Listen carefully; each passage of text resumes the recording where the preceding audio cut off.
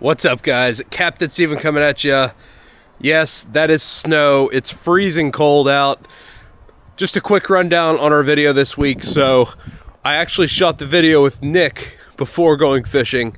I decided when I got back that I wanted to go wet a line and see if I could jack a redfish in the snow. So the water was 41 degrees. So anyway, I put the fishing clip in the beginning of the video and then Nick and I's after. So it's the timing is, you know, kind of weird, but that's what we did. It's like 10 degrees right now. It's cold. I'm not going fishing today. But anyway, I hope you guys enjoy this video. Yes, I caught redfish in the snow. Yes, they were hungry. Yes, they hit really hard. And it was so cool to do that. I've always wanted to. So there you go. Hope you guys enjoy this video. Nick and I cover so much information, so much knowledge, pro tips, everything. So y'all watch this whole thing. Grab a notebook. It's going to be juicy. Stay tuned.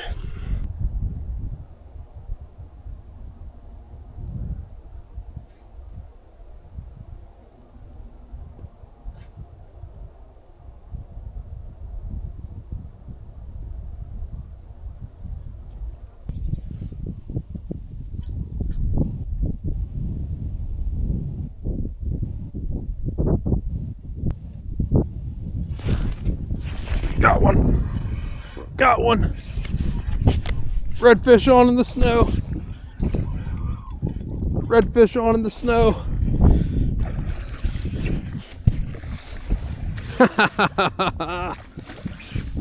Let's go, baby.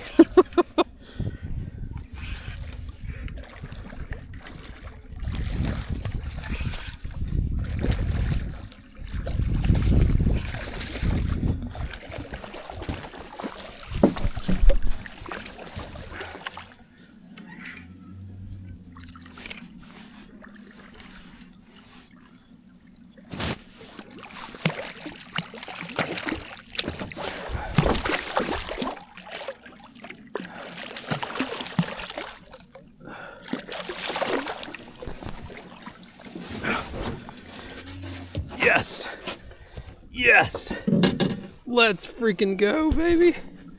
Look at that redfish. Nice chunker on the goat. Boom, son. What's up, guys? Captain Steven coming at you. Hanging out with my buddy, Captain Nick Winch. We invaded his garage. Well, he invited me, but, you know, we're hanging out.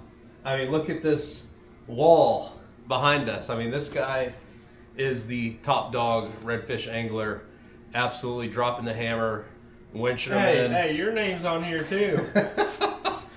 But what's up, buddy? Not much, man. I guess we're getting ready for some possible snow here, so figured we'd have us a little day, play with some tackle, get ready for the tournament next weekend. Yeah, we got the go live. Yep. We were both gonna sit out this spring, but we can't do it, Couldn't do it, man. Couldn't do it. Could not do it. So we're going to fish the East Coast Go Live coming up here next Saturday. And I had a good day on the water yesterday. We found a lot of good fish. You know, fishing some new areas and getting outside the comfort zone, but we'll see what happens. What were you catching one? All right, Z-Man. We'll have to air this one after the tournament. Right here, baby goats. So, you know, with this video, guys, we're gonna talk about bass baits for redfish, and I've made videos before.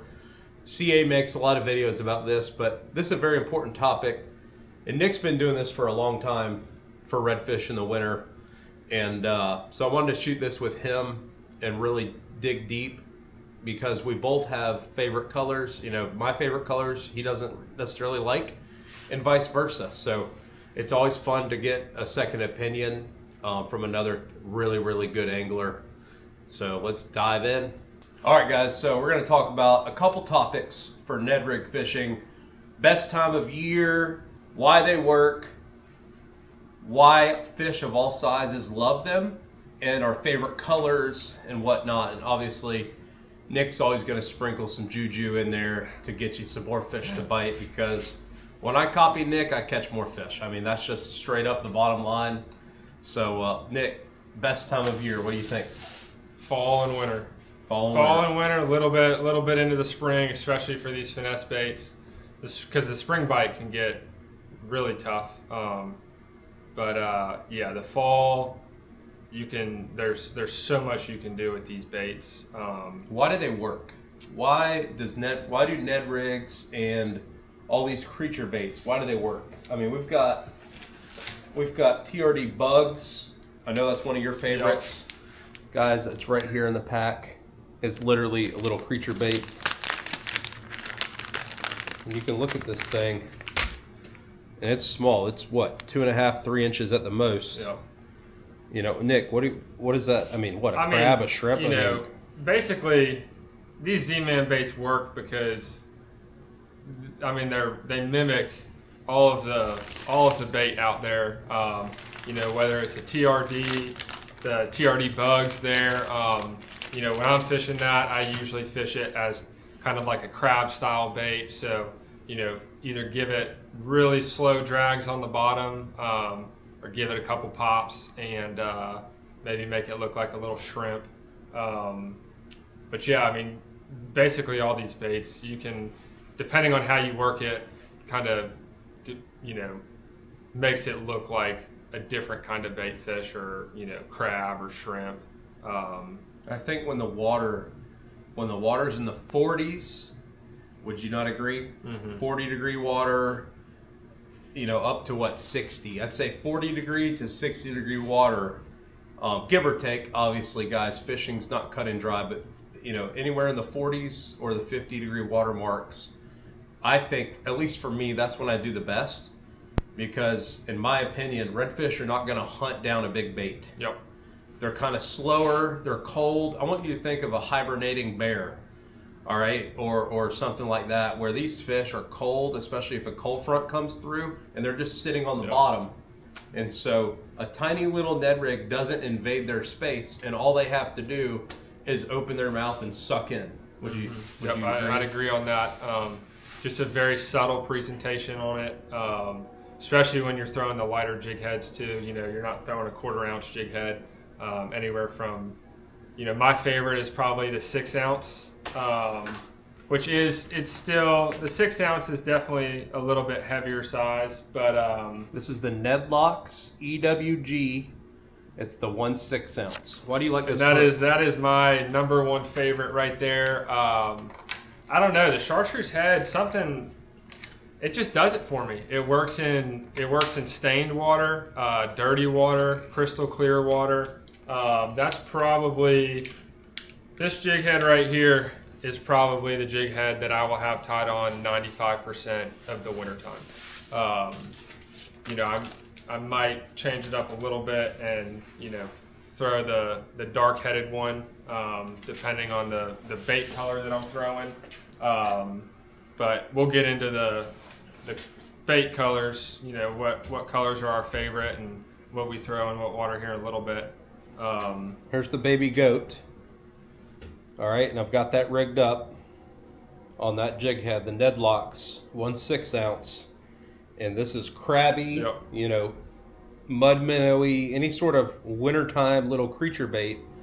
That mimics right there. Guys, yesterday I caught redfish up to 11 pounds on this rig. And these hooks they're strong too. Very strong. It's a thick wire. It's a nice thick wire. But it's light enough to where the bait will still float up with these Z-Man baits, these Elastec baits. It's not going to weigh that bait down and give you the wrong presentation. All right, I want you to look at something here, guys. Check this out.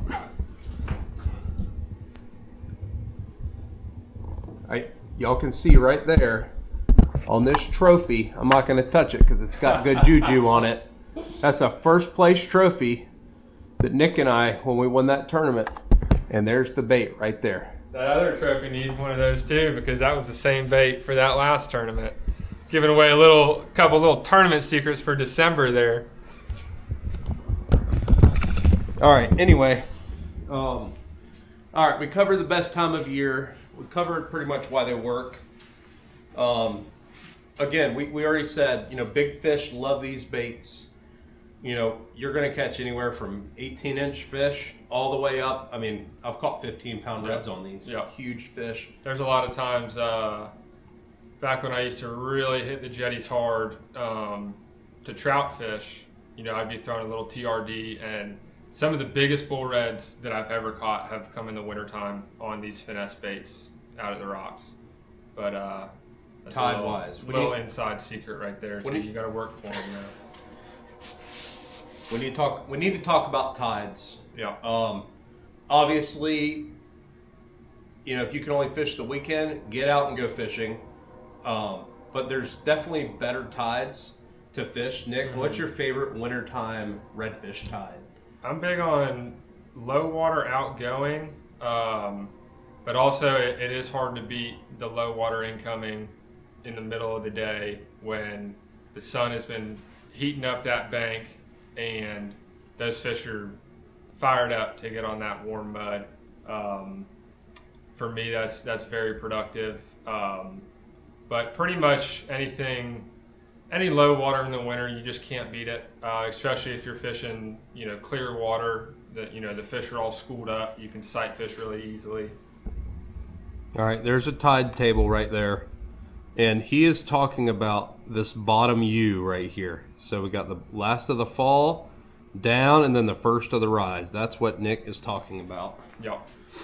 And unless it's, you know, you might have some days where you get a strong west wind and a big negative tide and it just blows a bunch of water out, and those fish just slide down into the channels, and it can be really tough. That's when you definitely want to be throwing these finesse baits. But, you know, just on your typical day, any low water outgoing, low water incoming in the wintertime, for me, is you just can't beat it. So, you know, ideally, you know, what's your game plan in the wintertime when you're going out and you want to go catch redfish? Doesn't matter the size, you know, tournaments aside, what's your game plan? Are you fishing shallow, deep, both, to find fish? Give us the rundown. Let's say you're going fishing tomorrow. What are you're going to look at the winds, the tides, and how's that going to dictate the way you set your trip up? So, kind of depending on the area, you know, I'm going fishing, say, you know, I'm going out of Isle of Palms, or, you know, fishing the Wando. Pretty much, I'm going to try to start on the shallower banks, looking for those large schools of redfish. I think that's, you know, the most exciting kind of fishing this time of year, when you can see, you know, 100 redfish, 200 redfish, even, you know, schools of 30 redfish. Being able to sight fish those fish, you just can't beat that. So I typically like to start out doing that. So what, you know, tide, you want low tide, or does the tide matter? So not too much, you know, to me in the wintertime. Like, the tide isn't going to prevent me from going if I have, say, low water in the morning, or, you know, high water in the morning first thing. You know, I'm still going to go out. I'm just going to be looking kind of right on the edge of the grass or in the grass for those redfish. And those, especially when you have clean water, it's very easy to see them, because those fish in the wintertime, when they do push into the grass or go, you know, right on the edge of the grass, they tend to not break up as much. And so, you know, you can still find schools of 40, 50 fish, if not more, just kind of a foot underneath the water, like in the sparsed out grass, and you know, you're still sight fishing them. Even though they're not sitting in 10 inches of water on a mud flat, you can still sight fish them in the grass, in that sparsed out grass. And usually, you know, what I'll do, and that's when I'm throwing, like, you know, the lighter Ned hooks, like the 1/10 ounce. It, you know, kind of gets down a little bit slower, because usually when those fish are in the grass, a lot of the times when I see them in the grass, they tend to be kind of suspended, and so you want something that kind of sits in their face a little bit longer. But what I'll do is I'll start out doing that, and I'll hit, you know, I'll hit 2 or 3 spots that are like that, and if it's not happening, if they're not biting, then I'll switch it up and I'll go and try and find some deeper structure. Whether that's a dock, deep oyster beds, banks that have a lot of riprap or, bricks or, old pilings on them. That's usually the next thing. And typically, I'm looking at anywhere from probably 6 to 10 foot of water. A little bit deeper. Yep. But that usually is always kind of the savior for the wintertime bite if those shallow water fish just aren't doing it. Guys, can I intervene real quick? Yeah. This stuff works no matter where you fish, especially on the East Coast. A couple weeks ago, I was in North Carolina, and we hit some flats in the morning. It just wasn't happening. So we got on our phones and found some creeks, and I'll show you some footage from that day real quick. But what we did was, we found a deeper creek bend with some docks in it, same depth, 4 to 10 feet of water, and we got on some good fish. It was a nasty day, and just to reiterate what you said, I mean, like a redfish.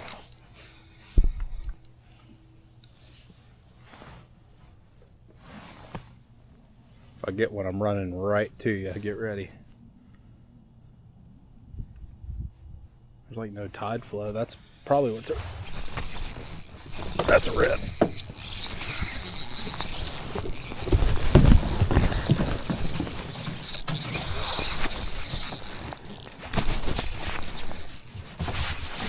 Oh my God! Oh my God! We caught a fish today.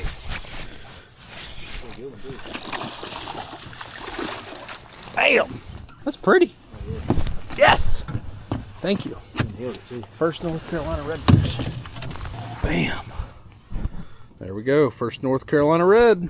hit the nail on the head with that. Let's take a quick moment. Nick, tell us how to book a trip with you. Tell us, your website, your business, your Instagrams. How do people want to book a trip with you? Y'all can go to inshorefishingpro.com, and there's all the trip information there for inshore trips, and phone numbers on there. That's the number one way to contact me. You can also send me an email, but give me a call, shoot me a text, and we'll get you right. Guys, real quick, also, Nick and I do business together. We do a lot of group trips, corporate trips, business trips together every year. So whether you want to take your business out and get on some good fish, we use high quality captains who want to have fun and put you guys on a good time and catch a bunch of fish. So look Captain Nick up, and he'll get you tight. Yep. He loves to teach. He loves to throw artificials just like I do. He's got a really, really nice bay boat. I love his boat. I love mine, but I love his bay boat. I think. Nick, what boat do you fish? The 24 Yellowfin Bay. So it's got a great front deck on it. Front deck's hard to beat. All the casting space. And it floats shallow. That boat floats so shallow. That boat blows my mind how shallow that big bay boat floats. Yeah, we get it pretty skinny. Oh my gosh. All right. One more thing. Burton Boots. Yep. Give us the rundown. So we got these deck boots here. What's the company? How'd you guys start? This company's Burton Boots, Burt-N. And so me and my buddy Burton from Greenville started this company here in South Carolina. We have the only deck boot that has the laces.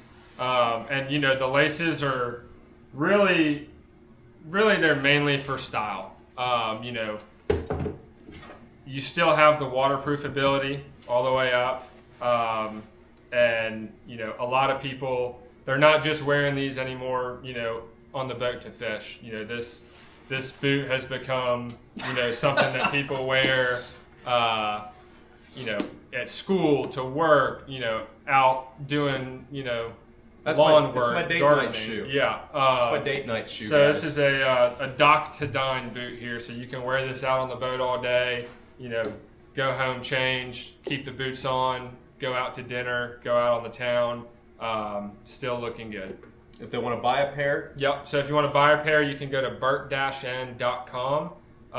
Where else? We have these online. You can also go to some of our retail stores, Howell's Point and Tackle, Phantom Outdoors in Monk's Corner, Wind Yacht Angler up in Georgetown, and then multiple other areas, kind of, in the Columbia area, Greenville area. Guys, this boot company is epic. They're taking off quick. Yep. They're blowing up in retail stores. It's blowing up fast. So check them out. Support them. Like Nick said, they're a local South Carolina company, which is awesome. We always want to support businesses that are local. So check them out and go get you a pair. I've got a pair on. I love them. This is 2 months in already. Been wearing them at boat shows, tackle shows all day. My knees don't hurt. My feet are happy. And they're waterproof. And they look freaking awesome. Yeah. And we'll have more colors coming out. And, if you're seeing this video, get online, get you a pair because they're selling quick. If we don't have your size, we'll be getting more in stock, hopefully in the next month or so. But get them before they're gone. It's a family-owned business, guys. I'm sitting here with Nick, looking at a whole stock over here in the back corner of boots. So just a good old-fashioned boots on the ground business. That's I'm so proud of Nick and his buddy. And anyway, y'all support them, check them out. They're doing awesome things. And go get you a pair of boots. All right, let's talk fishing again. Yep. Back in business. I wanted to give you a shout out for the boot company. We've got a whole rack of rods here. Oh yeah. Let's look at this. This looks really juicy right here. What's the All right, so this do is. you want to talk about that, or are you trying to keep that a secret? No, we'll talk about it. This is one of the times that you're not going to find me with the chartreuse head tied on. We're really close to it. Because that would be very, very flashy with the chartreuse head. But this is the fire craw in the TRD. This is one of my new favorite colors for stained dirty water. Kind of like your Wando or more of your rivers. This is it right here. Been jacking them on that. Yeah, been All crushing the reds. Get some trout on it as well. It's a great and some black drum. Everything. I'm noticing that you've got a loop knot. Yes. Tied on. Yeah. I have a straight connection. So give me the rundown. And guys, this is why I do these videos with other people. This is why I did a seminar with Jonathan at the Hadrills Expo. Nick and I have done seminars because we're different. And that way, whether you like my style or Nick's style, or you can combine both and you'll be better than us. But that said, Nick, why do you throw a loop knot? And then I'll tell you why I throw a straight connection. Go ahead. So I throw a loop knot, just from confidence. A lot of people will do things just out of confidence, but I tie a loop knot on just about everything, unless I'm throwing like a circle hook. Then I'll go straight uni. But anytime I have a lure on, whether it's a top water, a mirror lure, a soft plastic, I'm tying a loop knot, and in my opinion, it gives the bait more action. And the way that I work these baits, sometimes, I like to work a very, very fast rod. So if I give it a little too much tick, I think that the loop kind of helps me out, not popping it too hard. But I also tie a really, really tight loop. This loop, I think, That's is what, a quarter inch? Yeah, I mean, it's a really.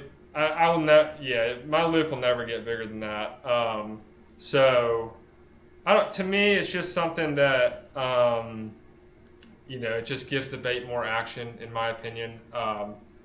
And it's just, I would say it's a confidence thing for me. That knot for me is a very strong knot. You gonna tell us what knot it is? I think it's the Winch special. No, it's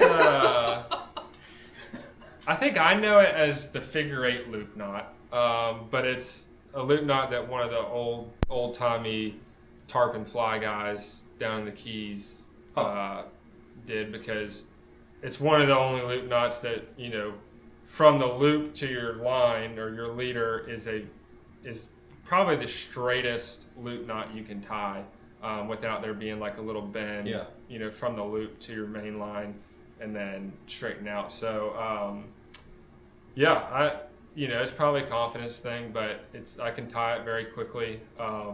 Nick, what are we throwing? What kind of tackle, rod, line? Shoot us with it. All right, so I'm throwing, the rod here is a Daiwa Isla AGS. It has the carbon guides. This is probably my favorite all-around rod. This is a 7.6 medium fast. What, 6 to 12? 8 to 17. 8 to 17. Which is a little bit stiffer, but compared to, you know, some of the other 8 to 17s, it feels like a 6 to 12. Mm-hmm. And I'm huge on the 7.6 rods. You know, whether I'm throwing a Ned rig on this rod, and I love it. Braid and leader. My braid, I'm throwing 10-pound Suffix 832, which is an 8-strand, and then the leader, I'm throwing the Daiwa J Fluoro 15-pound. Okay. Leader length. Leader length. 4 to 7? I like 3 to 4. 3 to 4. A little bit shorter leader for me. And then the real Daiwa Ballistic 2500 high speed. But yeah, that's I don't know why the high speed thing doesn't. It has no importance to me. All right, pretty much the same deal. Nick's how tall are you? 6'1". 6'1". I'm 5'8". 5'9", 5'8", and I don't know. I like a shorter rod. This is a 7-foot medium. This is the Fitzgerald Flats Class series. And this is a 6 to 12, so a little bit lighter, but still about an 80-20 blank. You know, fast action rod. And I've been wrenching on some big fish with it. I'm impressed. I mean, it's definitely this is more of a medium light, I would say, compared to your 7.6 medium. Yes. You can definitely wrench on some bigger fish, you know, out of docks and stuff. But I'm throwing the Shimano Nasky 3000. This reel, I'm sure y'all have seen it on some of my older videos. It's one of my favorite new reels, guys. It's $120, $130 at Hadrill's point fishing tackle. But super high quality reel, very smooth, super light. I've got 10-pound diamond braid, 8-strand, and then 15-pound fluorocarbon from Seagar on mine. I run a little bit longer leader. Mine's probably, 5 to 6 foot long. Again, like Nick was saying, it's kind of just a confidence thing. I don't necessarily fish a lot of clean water, but I don't know. I've always liked a longer leader. Maybe it's so I can re-rig more times, or I don't know. I just throw a longer leader. It's a confidence thing. All right, last but not least, guys, let's dive into colors. This is a long video. Thanks for hanging with us. Hopefully you're learning lots of information. Let me show you our table that we've got set up here real quick. I mean, we've got every kind of bait you can think of right here. We got crawls, gobies, the TRD tubes, the bugs, the ticklers. I mean, we've got a whole plethora. We got the gremlins, you know, big bass bait, the gobius swim baits. I mean, Nick, tell us what color for when. Just a basic guideline. I mean, Z-Man has hundreds of colors. So I would say for a wintertime color, if I had one color combo to throw all winter long, it would be the copper truce with a chartreuse head. What a pick. I mean, you throw this in clean water, dirty water, stained water, this just flat out catches it.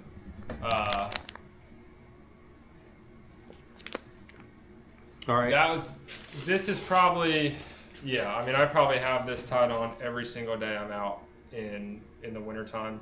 And then from here, I'll go to something more. If they're not biting that. If they're not biting this, then I tend to be more of a natural kind of guy, where I like the deal Canada Craw. Or like I think Canada Craw is an awesome pumpkin one. goby right here. This is one of mine. This is pretty natural, you know, kind of like a green pumpkin. Yeah. Something that kind of blends in with the bottom. Yeah, and then I think you had the Molten Craw. Oh, yeah, I do. Yeah. Goby Bryant. Goby Bryant. Yeah, Goby Bryant. That's an awesome. It's a very natural, awesome natural color. Natural color. I mean, that to me is like a mud minnow right there. But yeah, I think the Canada Craw is an awesome, like, dark, deep silhouette kind of color for a bait. It still has some good flake in it and some good flash in it, but it's got a pretty dark profile that is a natural presentation to me. And then hot snakes. Oh yeah, hot snakes. Chartreuse That's belly. a great one. So notice little more subtle than your copper truce. Nick is, you know, something I've picked up today from you is he's got some brighter colors. You know, copper truce. It's got the bright chartreuse belly. Hot snakes, another chartreuse belly. Yep. You've got fire crawl with kind of the reddish orange belly. Something that kind of pops a little bit. You know, like a crab. When a crab's swimming by, it's got bright blues and greens and all these really bright colors, and it kind of gets the fish's attention a little bit, especially in dirty water or clean water. Yep. You know, it sticks out, and I think I'm a very match to hatch person, and I think that comes from fly fishing. But I've definitely erred more on the brighter, you know, attention drawing colors as well in the winter. I think it draws a strike. So something I've noticed that you do and I do when it's really cold. So, you know, we've got snow and nasty cold weather coming in here. Next week, the water temperature is going to be very low, scary low. Probably in the high 30s for a day or two. And those fish are going to be locked up for probably a couple days. They're going to be cold. So dead sticking is something that we're going to be doing a lot. And that is essentially where you cast out a Ned rig and you just let it sit there on the bottom. Yep. And you might shake your line a little bit, but you're not really moving the bait. That bright color, I think, will help draw the fish to it. Yeah, and then grab that fuzzy. Oh, yeah. So this is also, you know, a relatively newer bait from Z-Man. That's your TRD, the fuzzy TRD. That is an amazing dead stick bait because, I mean, you could cast that thing out, give it a 15 count, let it sit on the bottom down there, and you're always going to have some kind of moving, even if there's a tiny bit of moving water down there, Look at that. all those little arms and legs are just going to sit there and just kind of sway back and forth and wiggle around. And that in itself will draw a bite, and they have that in the copper truce color, but that, you know, kind of gives you a little bit more action, dead sticking. We haven't talked about the gremlin yet. Yeah. Guys, these baits, if that doesn't mimic a crab or a creature bait, I mean, I don't know what will. Big kickers Like on the back. that right there reminds me of like a mantis shrimp. I mean, just a big, crabby, shrimpy pattern swimming by. And, you know, something that we haven't even mentioned yet, guys, real quick. I know we've been on here a while. And thanks for staying so long. And I hope you're learning lots. Get your notebook out. But the amount of water that you can cover with these creature baits, too, you can cover a lot of water with them. And totally forgot what I was going to say. What the heck was I going to say? It was really important, actually. Not like how much water they move. No. That bait would move a lot of water. But yeah, go ahead and say that. Yeah. So I guess with this profile of a bait, how it has the ribs on it and everything, this bait is going to push a lot of water between the legs and the flappers here and just those ribs there. This is going to be fish are going to feel this bait. before they see it. And one last thing to add, and we haven't even mentioned this, but one of the huge, this is probably, write this down, save this clip. The biggest reason why we throw all of these baits, the plethora of baits here, is they are a little bit different than your normal saltwater bait. And they stand out, and the fish haven't seen them very often. Yep. I think that is a huge point and a huge key right there, is throw baits that the fish don't see very often. Everybody's going to throw a 3-inch paddle tail because they work. Yep. I don't know about you, I've caught thousands and thousands of fish on a 3-inch paddle tail my whole life. Yep. As a kid, that's all I threw for saltwater fishing. Everybody throws them, and there's nothing wrong with that. I throw them still, I always do, but switching it up and throwing these bass baits in these different profiles from Z-Man gives fish a little bit different, something a little different to look at. Yep. Something that they've never seen before. Yep. So that's the key, guys. Get on Z-Man's website. Go check them out. They've got sales every month on different profiles. You can load up on this stuff. But I want to encourage you to try new baits. It's hard to get outside of your comfort zone and put on a bait that's a little bit different, that you've never caught a fish on before. It's hard, but once you do that a couple times and you build confidence, I think you're going to become a much better angler inshore. Would you not agree? Oh, yeah. I mean, to me, if I put on a new bait, if I catch one fish on a new bait, it's your favorite bait. Then I have confidence in it the rest of the day. And get how long? How long would you say you'd throw it? Because that's key. To be honest with you, I would keep it on for multiple different spots. If you're working a spot and you're working a bank and you're throwing, say, like the TRD bugs, to me, this is more of a crabby kind of look to it. So I would be throwing this first. And if I knew there was fish there and I'm throwing it and I'm just not getting bit, then, switch it up, throw whatever you have confidence in.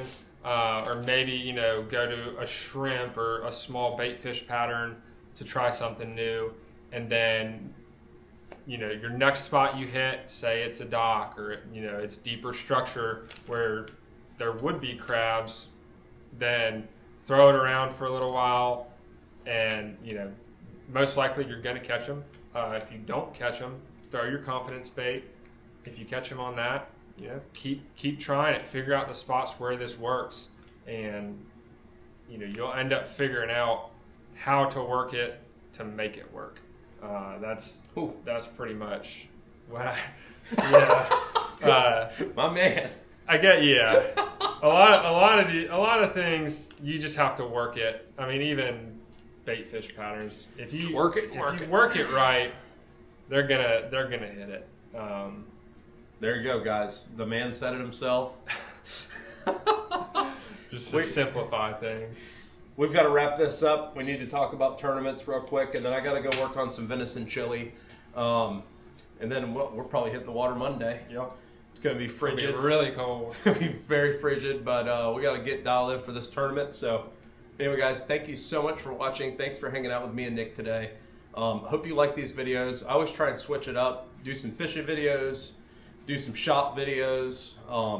Like I said before, you're going to be seeing Nick a lot on this channel, and I hope you learned a bunch. He's a wealth of information. He's a very, very good angler, tournament angler, charter captain. He's dialed.